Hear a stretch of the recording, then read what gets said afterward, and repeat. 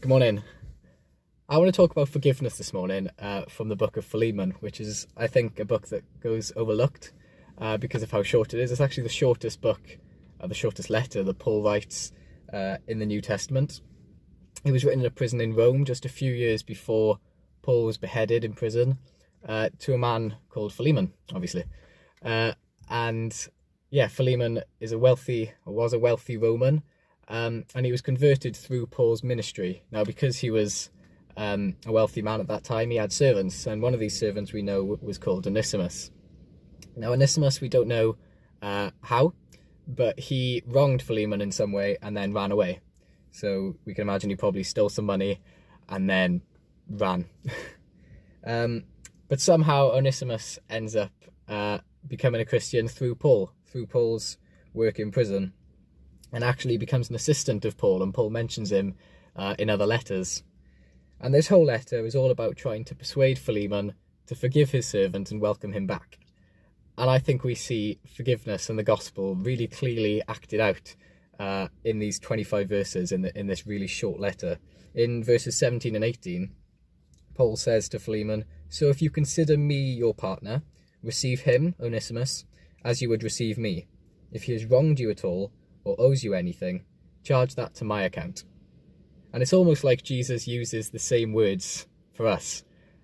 We've wronged God, but Jesus points to us and says to his Father, if they've wronged you at all, or owes you anything, charge that to my account. But Paul goes further than that.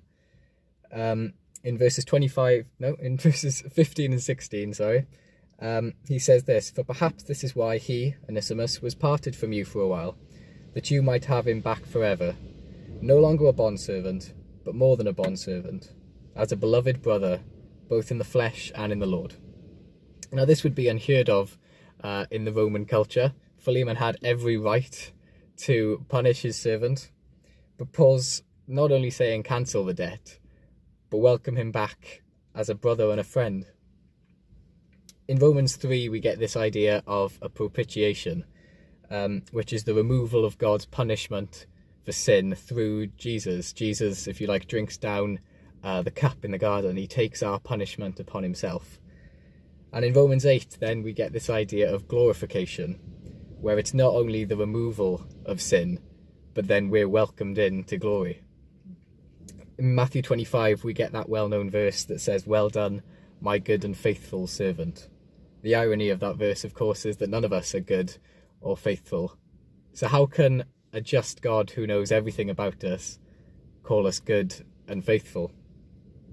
It was Charles Spurgeon who once said, "You stand before God as if you were Christ, because Christ stood before God as if he were you."